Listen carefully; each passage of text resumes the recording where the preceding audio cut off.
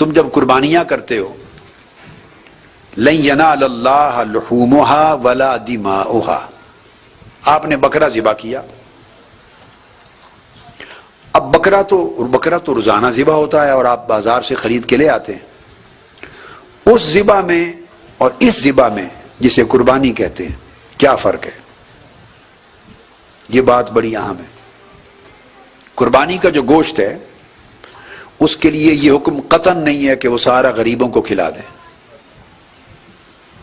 قربانی کے گوشت کے لیے حکم یہ ہے کہ اس کے 3 حصے کریں، آدھا حصہ خود کھائیں، گھر کھائیں، آدھا اعزاء اقارب کو دیں، آدھا غربا یتامہ مساکین کو دیں، آدھا نہیں تیسرا حصہ. یہ حکم ہو گیا نا. پھر گنجائش دی شریعت نے، اگر آپ کا اپنا گھر زیادہ ہے تو آپ 2 حصے رکھ لیں، ایک حصہ اعزاء اقارب میں دے دیں تو تیسرا حصہ پلٹ کے ادھر سے آپ کے پاس آ گیا. اس کے بعد پھر گنجائش دی، اگر فیملی اور بڑی ہے بہت اور 2 حصے کھانے سے بھی گزارا نہیں ہوتا تو سارا کا سارا بکرا بھی رکھ لیں، قربانی تب بھی ہو جائے گی. یاد رکھ لیں جو قربانی ہے اللہ کے لیے، وہ قربانی کا مطلب گوشت کی تقسیم نہیں ہے. 1 سال قربانی ہوئی، صحیح بخاری میں حدیث آتی، آقا علیہ السلام نے حکم فرمایا صحابہ کرام کو کہ خبردار کوئی شخص 3 دن سے زیادہ قربانی کا گوشت اپنے پاس جمع نہ کرے. 3 دنوں سے پہلے سب گوشت تقسیم کر دیا جائے، کھایا جائے اور تقسیم کر دیا جائے. 3 دن سے زائد کوئی جمع نہ کرے. تو صحابہ کرام نے ایسے کیا، جتنا کھایا جا سکا کھا لیا. کھانے کی بھی ایک حد ہوتی ہے نا، تو جو کھایا گیا، جو تقسیم ہو گیا. 3 دن سے زائد بچانے کی اجازت نہیں تھی، تقسیم ہو گیا. اگلا سال آیا، صحابہ کرام نے پھر یہی کیا. آقا علیہ السلام نے دوبارہ حکم کچھ نہیں دیا تھا. جب صحابہ کرام ایسے کرنے لگے کہ 3 دن سے پہلے جو کھا لیا باقی تقسیم کر دینا ہے، بس بچانا نہیں، تو آقا علیہ السلام کو خبر ہوئی. آپ نے فرمایا نہیں، کلو وادخروا. اب اس سال حکم دیا، اب اس سال خوب کھاؤ بھی اور بچاؤ بھی. کھا کے بھی رکھ سکتے ہو اور بچا کے بھی رکھ سکتے. اب آپ دیکھ لیں، بے شک اگر آپ کے فریج میں پڑا ہوا قربانی کا گوشت کئی ہفتے چل رہا ہے، مہینہ بھی چل رہا ہے، تو اس حدیث کے تحت، سنت کے تحت آ گیا کلو وادخروا، اور حد اڑا دی. اب 3 دن کے اندر کھانے اور ختم کرنے اور تقسیم کرنے کا حکم، پابندی نہیں. کھاؤ بھی جو کھا سکو اور بچا کے رکھ بھی لو، آئندہ کھاتے رہو. اور آقا علیہ السلام نے فرمایا پچھلے سال لوگوں میں قحط سالی تھی، پریشان حالی تھی، کئی لوگوں اور آپ کے بھائیوں کے پاس گھروں میں کھانے کا نہیں تھا، اس لیے میں نے حکم دیا کہ تقسیم کر دو. 3 دن سے زیادہ کوئی جمع نہ کرے. اس سال خوشحالی آ گئی ہے،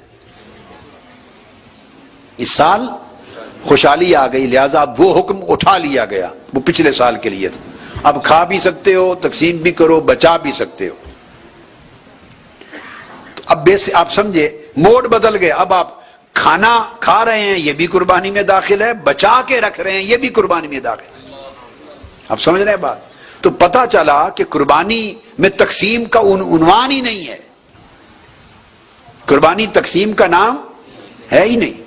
خود کھایا تب بھی قربانی ہوئی، رشتہ داروں کو کھلا دیا، بیوی بچوں کو کھلا دیا تب بھی قربانی ہوئی، اعزاء اقارب کو کھلایا تب بھی قربانی ہوئی، غربا مساکین کو کھلایا تب بھی قربانی ہوئی، اپنے خاندان میں بانٹ دیا تب بھی قربانی ہوئی. تو اب سوال پیدا ہوا، باری تعالیٰ تو پھر قربانی ہے کیا؟ قربانی اگر یہ تعریف ہو گئی پھر ہے کیا قربانی؟ تو اللہ پاک نے فرمایا قربانی سن لو کیا ہے. میں نے آپ کے گوشتوں کی تقسیم کو قربانی اس لیے نہیں کہا کہ گوشت آپ کھائیں، پڑوسی کھائیں یا غریب کھائیں، آپ لوگوں نے ہی کھا جانے، مجھے تو نہیں پہنچنا.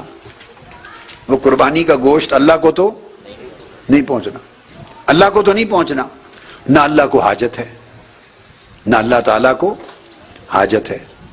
تو فرمایا لن ینال اللہ لحومہا، اللہ کو ہرگز ہرگز تمہارے گوشت نہیں پہنچتے، تو جو اس کو پہنچنا نہیں وہ قربانی نہیں۔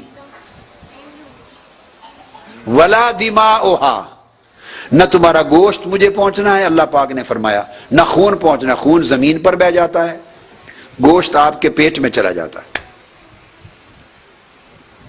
تو نہ گوشت پہنچتے ہیں نہ خون پہنچتا ہے، تو کیا پہنچتا ہے؟ فرمایا وَلَٰكِن يَنَالُهُ التَّقْوَىٰ مِنْكُمْ، وہ تو ذبح کرتے ہوئے وہ جو آپ کی نیت تھی کہ باری تعالیٰ تیری خاطر ذبح کر رہا ہوں، بس وہی نیت مجھے پہنچتی ہے، اسی نیت نے اس بکرے کے ذبح کو قربانی بنا دیا۔